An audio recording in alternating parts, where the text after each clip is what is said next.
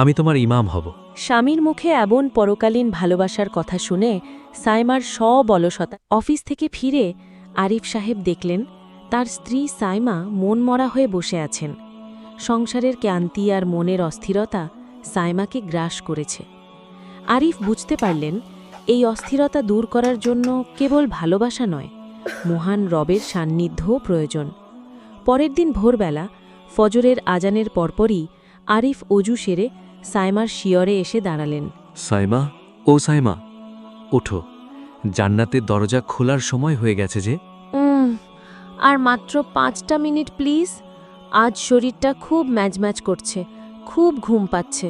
জানো সাইমা, আমি চাই না জান্নাতে আমি একা থাকি। আমি চাই সেখানেও আমাদের একটা সুন্দর বাড়ি থাকুক, যেখানে আমরা আবার একসাথে থাকব।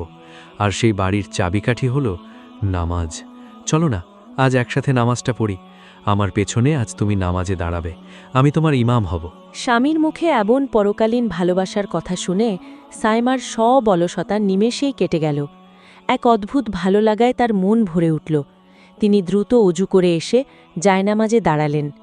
আরিফ ইমামতি করলেন আর সাইমা পেছনে দাঁড়িয়ে মুক্তাদি হলেন। নিস্তব্ধ ভোরে তাদের সেই সম্মিলিত সেজদা যেন ঘরের প্রতিটি কোণকে পবিত্র করে তুলল।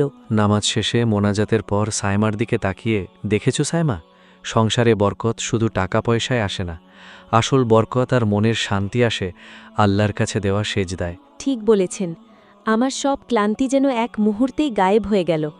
আমার হাত ধরে জান্নাতের পথে ডাকার জন্য আপনাকে অনেক শুকরিয়া। সেদিন থেকে তাদের সংসারে আর কোনো অভাববোধ রইল না, কারণ তারা বুঝে নিয়েছেন যে স্বামী স্ত্রী একে অপরের হাত ধরে আল্লাহর পথে হাঁটে, আল্লাহ স্বয়ং তাদের সংসারের দায়িত্ব নেন।